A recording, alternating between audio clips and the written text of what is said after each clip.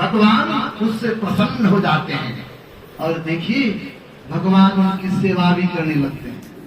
मुझे एक प्रसंग याद हुआ आया, मिथिला में एक बहुत बड़े भक्त हुए, उनका नाम विद्यापति जी महाराज, तो एक उचित दर्जे के भक्त थे। वो भगवान शिव की रोज पूजा करते थे, जप करते थे, ध्यान करते थे, भगवान शिव के प्रति बहुत समर्पित थे।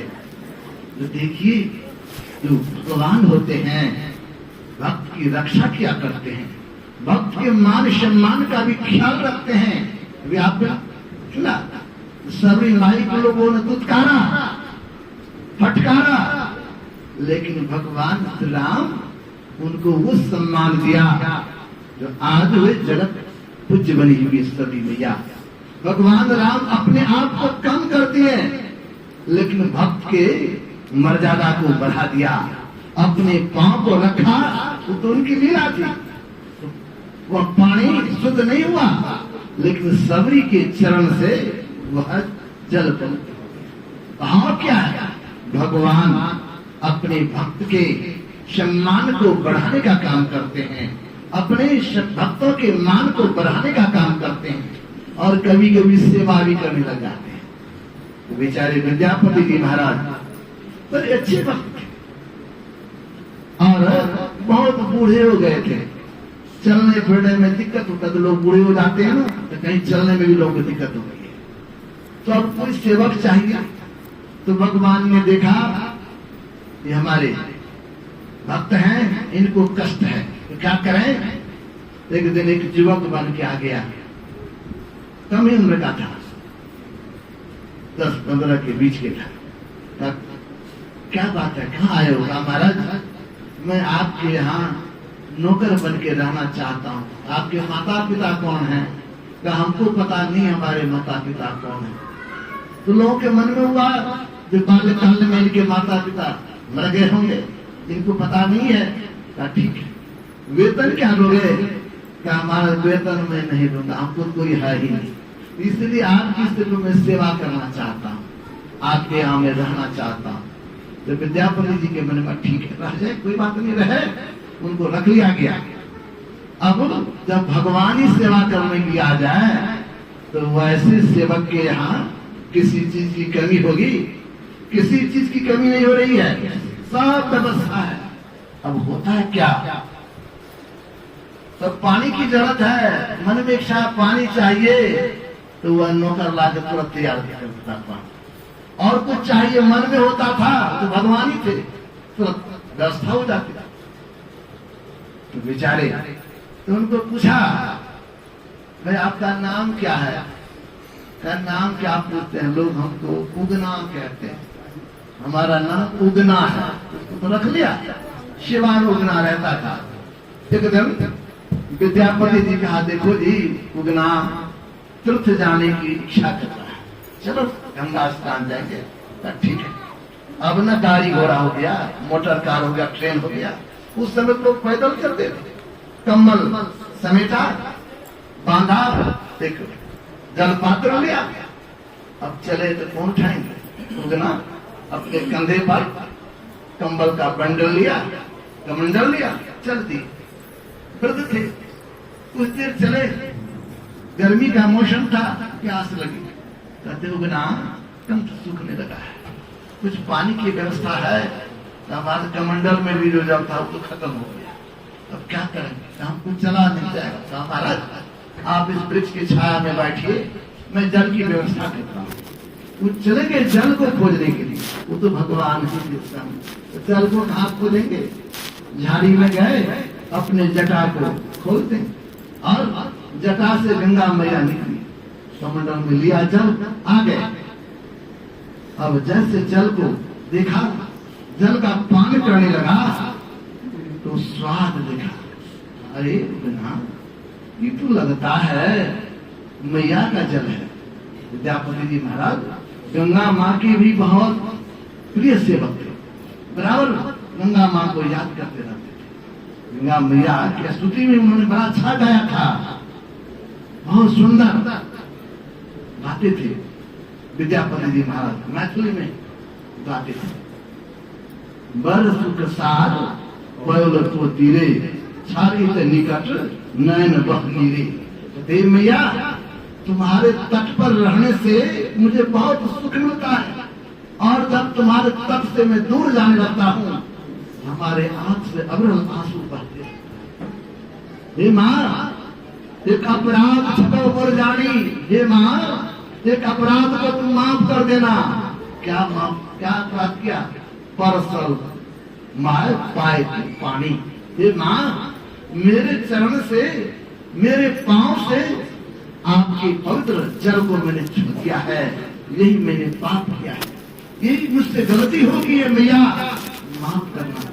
और अंत में कहते कहते विद्यापति जी महाराज कहते हैं, बनो विद्यापति क्षमदत्तो ही। हे माँ, मैं आपसे प्रार्थना करता हूँ, अंत काल में आप मुझे नहीं भूलिएगा, अंत काल में मुझे आप याद रखिएगा।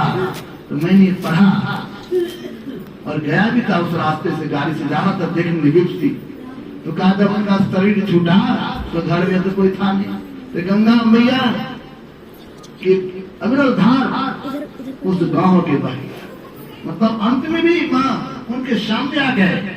वैसे भक्त विद्यापति जी महाराज जल कहते हैं, देखो उगना, ये जल तो लगता माँ का जल है, कहां से ले आया तू? कहते हैं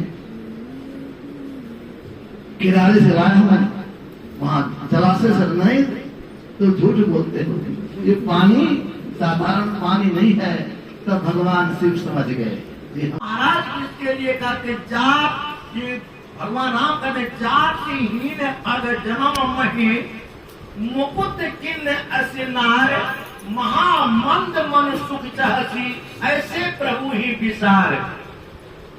इसलिए यहाँ कहते हैं कि ऐसे महामंद नीच जाति को जो भगवान राम उनको उनका उद्धार कर दिए, तो हम लोग तो का क्या है, हम लोगों का भी वह उद्धार करेंगे, हम लोगों का भी कल्याण होगा।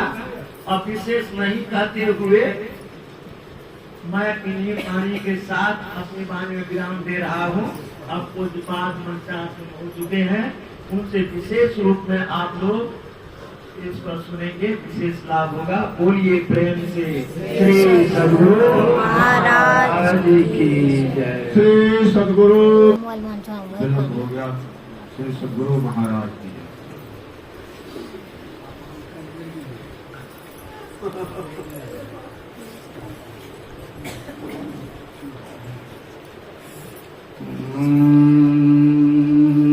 मूर्ति सतगुरु मिलवा सर्वा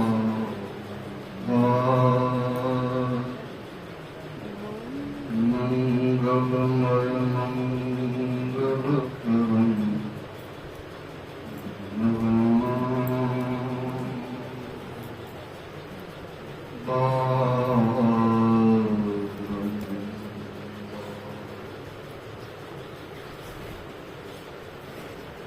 परमात्म तत्व में प्रणिष्ठत आराध्य देव के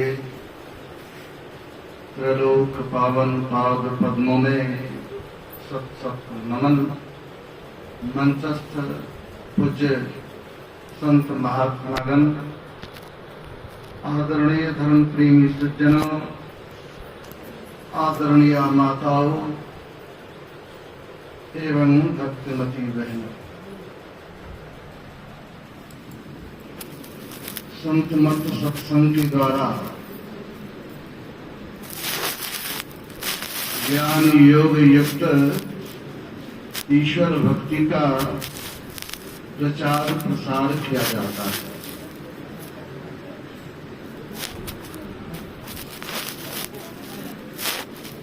परमात्मा को प्राप्त करने के लिए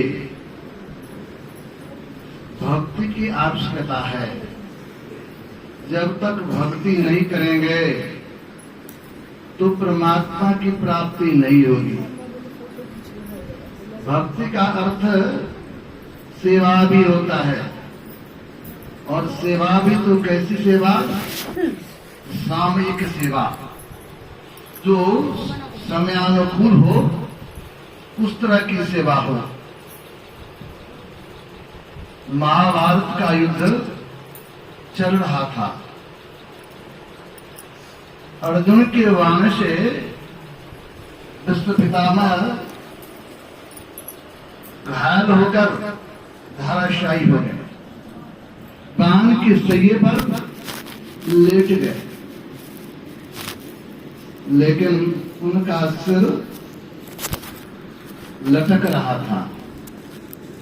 तो उन्होंने दुर्योधन की तरफ देखा, कहा देखो ये मेरा सिर नीचे लटक रहा है, इसके लिए तकिया की जरूरत है।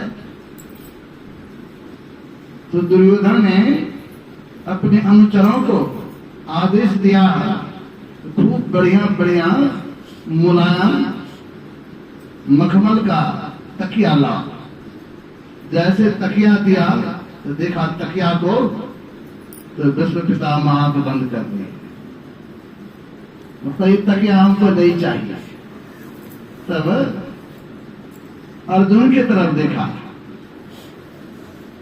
तो अर्जुन की तरफ जैसे देखा तो अर्जुन समझ गए तो दादाजी की क्या मांग है, दादाजी क्या चाहते हैं।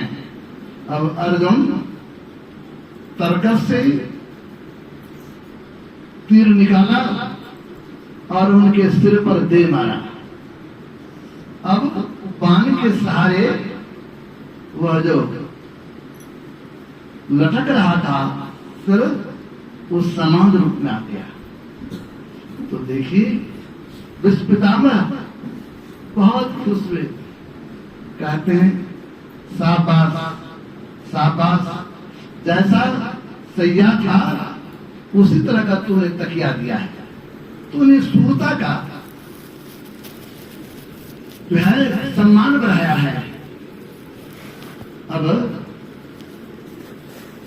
फिर विश्व पितामह कहते हमारा गला रूंध रहा है, जल चाहिए। जैसे जल की मांग हुआ तो पहले दुर्योधन की तरफ देखते हैं। तो दुर्योधन फिर अपने सेवकों को कहा सोने के घड़े में बहुत सुंदर जल ले आओ।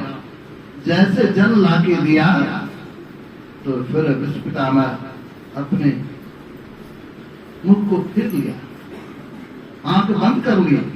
फिर अर्जुन की तरफ देखा तो अर्जुन ने फिर एक बाण निकाला तरकस से और जमीन में दे मारा। जैसे जमीन में मारा तो उधर से पानी का फुब्बारा निकला और उनके मुंह में जाने लगा। अब विश्व पितामह बहुत खुश हुए, बहुत आशीर्वाद दिया, कहा शाबाश बेटा शाबाश बेटा।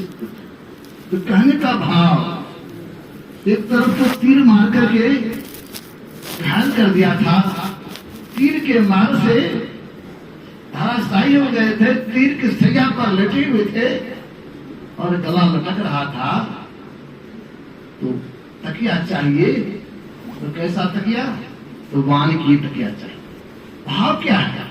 जिस तरह तब रस रस सब अवगुण को मारो। गुरु महाराज कहते हैं कि खान पान को प्रथम संहारो। खान पान का यदि प्रथम सुधार होगा तो कहते हैं रस रस सब अवगुण को मारो। अवगुण हम लोगों के अंदर में बहुत है, धीरे धीरे धीरे धीरे अवगुण को हटाना चाहिए, मारना चाहिए। तो वह होगा खान पान का सुधार करने से। बहुत खरा, बहुत मसालेदार हलदार तेल, बहुत मसल तेल वाला खाने से क्या होता है? तो मन विचलित हो जाता है, समझे कि नहीं? मन शांत नहीं होता है। इसलिए हम लोगों को सात्विक आहार करना चाहिए और भोजन अल्प भोजन करना चाहिए, ज्यादा ठूस करके नहीं। थोड़े खावे अल्पे धल्पे घन खावे रोगी, दोनों पक्का पीत विचारे ताते पहला योगी। इसलिए दोनों का बीच में नो ज्यादा और नो ज्यादा कम, बीच में भोजन करना चाहिए। उनका वह भोजन सुपाच्य होता है, वह भोजन बहुत लाभदायक होता है। इस तरह का भोजन जो है संत महात्मा लोग बताते हैं। इसके बाद कहते हैं भगवान राम सातम सम मोहि मैं जग देखा मोते संत अधिक कर लेखा। कहते हैं हे सबरी, सातवीं भक्ति जो है, सातम सम मोहि मैं जग देखा। संसार में सब में परमात्मा को ही देखें। सिया राम मैं सब जग जानी, करहूं प्रणाम जोड़ी जुग पानी। सिया राम मैं, जिस तरह से कहेंगे जला मैं, जल मगन हो गया, जल से कहीं खाली नहीं है, उसी तरह से सिया राम मैं। तो सिया राम मैं देखेंगे तो एक है मुर्गा में वही है, एक है मछली में वही है, एक खसी पट्टा में वही है। तो उनको जो हम लोग मार करके खाते हैं कोई, तो विचार करें किनको खा रहे हैं। स्वयं विष्णु भगवान मीन रूप धारण करके अवतार लिए हैं, यानी मछली का रूप में आए विष्णु भगवान। तो वो समझिए कि मछली खाने वाले साक्षात भगवान को मारकर खा रहे हैं कि नहीं, समझे बात को। इसलिए यहाँ कहते हैं सातम सम मोहि मैं जग देखा, मोते अधिक संत कर लेखा। यहाँ पर भी कहते हैं कि हमसे विशेष संत को मानो, हमसे बढ़ करके संत नहीं होंगे। अब विचार कर सकते हैं कि संत की कितनी बड़ी महिमा है, कितनी बड़ी इनकी गरिमा है। तो सबरी माता का, सबरी माता धर्माराम कहते हैं फिर आगे बढ़ करके आठम सम मोहि, आठम जथा लाभ संतोषा, सपना नहीं देखिए परदोषा। आठवीं भक्ति में कहते हैं कि हे सबरी, जितना लाभ हो उसी में संतोष करना चाहिए। और गुरु महाराज जो है सत्संग योग चौथा भाग में लिखे हैं, आप लोग पढ़ करके देखेंगे या पढ़े होंगे, उसमें लिखे हैं कि साधक को इस तरह से होना चाहिए कि जितना हुआ है उसी में संतुष्ट हो करके रहना चाहिए। अब बैठ करके ध्यान करना चाहिए। ध्यान करने का समय में ऐसा मन में नहीं आना चाहिए कि यह चीज कमी है, वह चीज कमी है, यह नहीं हुआ, वह नहीं हुआ। ये सब मन में जो आने लगेगा तो क्या होगा, मन में यही सब गुनामान होने लगेगा, मन इसी को जो है सोचने लगेगा।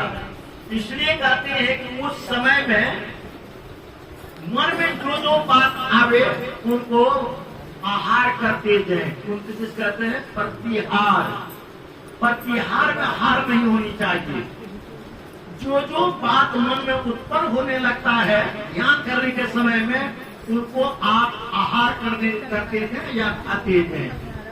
अगर नहीं खाते हैं तो आपको खा पी करके वह समाप्त कर देगा। आप बैठेंगे लेकिन ध्यान हुआ कुछ नहीं, बना कुछ नहीं। इसलिए यहाँ कहते हैं कि आठव संतोषा, जितना लाभ हो उसी में संतोष करना चाहिए। और सपनहु नहीं देखिए परदोषा, सपने में भी पर का दोष को नहीं देखना चाहिए। हम लोग क्या करते हैं, हर हमेशा अपना दोष को तो छिपा कर रखने के लिए चाहते हैं और दूसरा का दोष को हर हमेशा उभारते रहते, देखते रहते हैं। तो एक बात को समझ लीजिए, यहाँ कहते सपनहु नहीं देखिए परदोषा, सपने में भी पर का दोष को नहीं देखना चाहिए। एक उदाहरण मैं देता हूँ, तब तक में बाबा आ रहे हैं। एक उदाहरण देता हूँ कि जिस तरह से एक राजा बहुत पापी हो गया था, बहुत पापी राजा,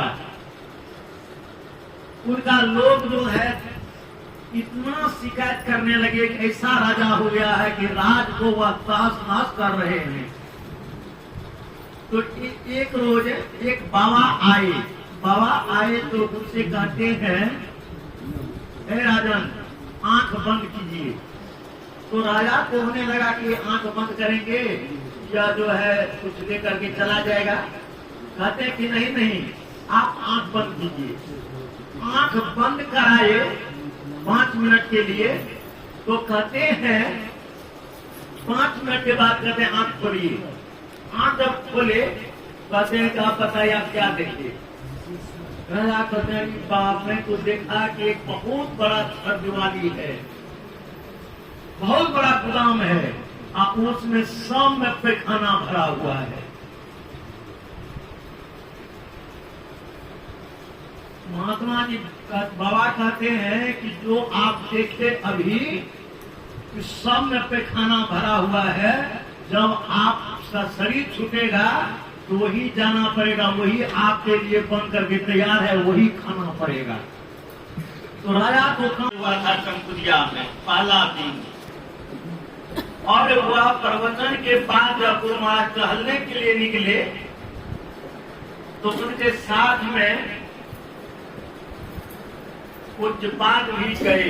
उस समय में शमशेरी जी महाराज चोरी वाला पजामा और हवाई शर्ट उस समय विशेष प्रचलन थे, हम लोग भी पहने हैं। चोरी वाला पजामा और हवाई शर्ट विशेष लोग पहनते थे, तो वही पहने हुए थे। सैदाबाद से गए थे शमशेरी जी महाराज, वहां का सत्संगी लोगों के साथ में। जब वहां गए तो साथ में जब घूमने के लिए गए तो एक आदमी गुरु महाराज से पूछते हैं कि ध्वन्यात्मक शब्द जो होता है उस शब्द को लिखा जा सकता है कि नहीं। गुरु महाराज जब तक में बोलेंगे तो तब में शमशेरी जी महाराज कहते हैं कि ध्वन्यात्मक शब्द लिखा नहीं जा सकता है। ये तरह से उदाहरण दिए कि पंपी सेट चलता है, उसमें बहुत ध्वनि होती है, लेकिन उस शब्द को कोई विद्वान चाहे कि हम लिखेंगे, लिखा नहीं जा सकता है। उसी समय गुरु महाराज इनके तरफ घूम करके इनको ललाट को देखे कुछ देर तक, और वहां से आए तो बिहान होकर के इन्हीं से स्तुति विनती और ग्रंथ पाठ करवाने लगे, जबकि पहला भेंट था। और वहां पर 1 महीना का प्रोग्राम था, ध्यानाभ्यास 1 महीना तक रहे, और इन्हीं से पाठ करो। धारा प्रवाह या पाठ करने लगे, धारा प्रवाह या स्तुति विनती करने लगे थे। तो विचार कर सकते हैं कि कितने बड़े संस्कारी थे हमारे ये जो है पूज्यपाद। उसी तरह से यहाँ मातंग ऋषि इनका ललाट को देख करके सभी से कह दिए कि वो आश्रम में ही रहने दो। इनसे नहीं मुक्ति की संत चढ़े श्रद्धा। जितने भी संत हुए ना, चाहे इस देश के हो चाहे उस देश के हो, जितने भी संत हुए सब दौड़ करके इसी सीढ़ी के सहारे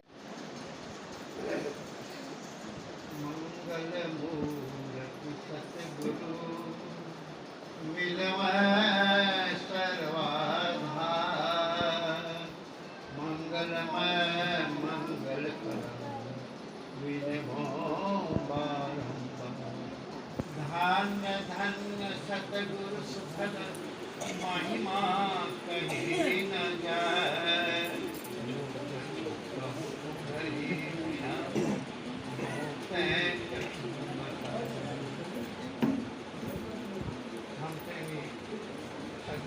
माता उनका अब आज अंतिम दिन का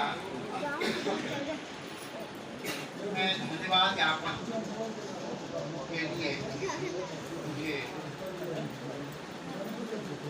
मंचियों से कहा गया है। यह जहाँ बैठे हुए हैं ठीक इसी के बगल में, इसी प्रांगण में महर्षि के ही कल्याण केंद्र है। जो एक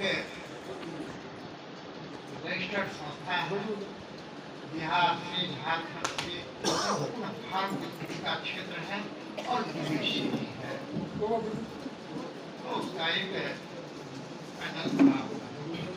और आप देखते हैं कि आयोजक में भी आयोजक मैं नहीं हूँ, महर्षि के ही कल्याण कर रही है। और चूंकि धन्यवाद ज्ञापन था वो मैं अध्यक्ष से कहा था, अध्यक्ष थे कल भी थे, सुबह भी थे, उनको अति आवश्यक काम से बाहर जाना है, इसलिए चले गए हैं। इसलिए मैं धन्यवाद ज्ञापन कर रहा हूँ, क्योंकि सेक्रेटरी मैं हूँ। मैं धन्यवाद ज्ञापन कहाँ से शुरू करूँ? मैं तो वहाँ से शुरू करना चाहता हूँ कि हमारे आग्रह पर हमारे बीच बुद्ध मंगल वैष्णव समाज जो मंचासीन है, और निश्चित रूप से यह जो कार्यक्रम है 18-19 अक्टूबर, यह है स्वामी निर्मलानंद बाबा और मैं बैठ कर के यह डेट यह सुनिश्चित किया था, और उसी डेट के आधार पर मैं यह संबंध यह गुरुदेवी के पास से हो रहा है। और इसलिए मैं हृदय से धन्यवाद तो सबसे पहले स्वामी निर्मलानंद जी को दूंगा, क्योंकि ये मेरे आग्रह पर हमेशा खोज खबर लेते रहे और हमेशा आश्वस्त करते रहे। इसके बाद भी मैं अपना फट समझ करके बराबर जाता रहा।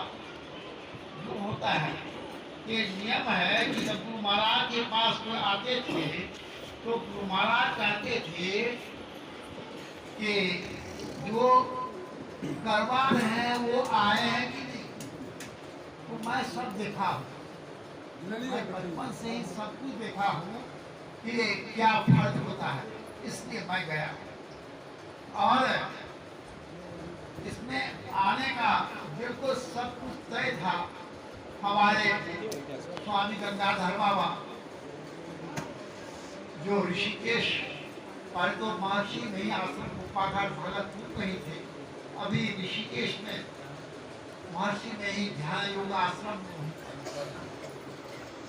संयोग था, मेरे भाग्य में नहीं था, लेकिन वो अस्वस्थ हो गई। इतना कार्यक्रम चला कर हर जगह जाते आते आते, और हाँ ऐसी स्थिति आई कि उनको उनके स्वास्थ्य गिरने के कारण एडमिट होना पड़ा, और अभी भी वो अस्वस्थ है। जब मैं उनसे गया तो निवेदन जब किया तो उन्होंने बड़ा ही बढ़िया से आप जैसा कहें, लेकिन यह भी मालूम हुआ कि अब तीन दिन पहले वहीं पर आश्रम में महर्षि के आश्रम चुटिया ठीक थाना के सामने है आश्रम, वहाँ टहल रहे थे, उनको चक्कर सा आ गया।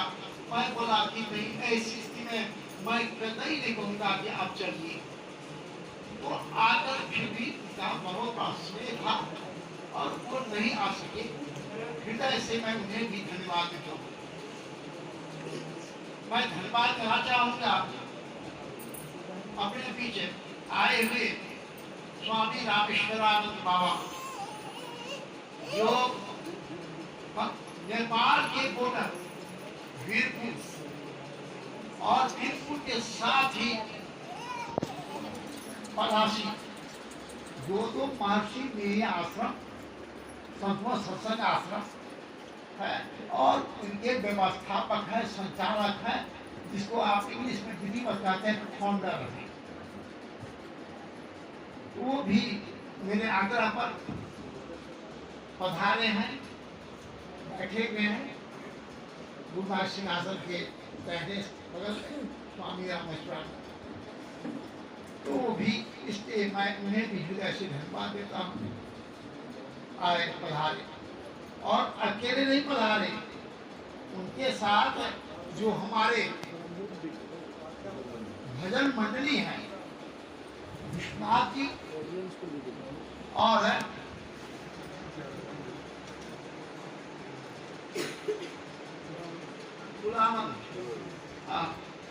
बहुत अच्छा भजन, तो अभी आए भजन नहीं सुने होंगे, इसलिए मैं तो इतना भूल गया। तो हमारे रामेश्वर बाबा कहते कि थोड़ा ससर जाए, कसर भी ससर जाएगा, एक भजन तुम कहेंगे। हाँ,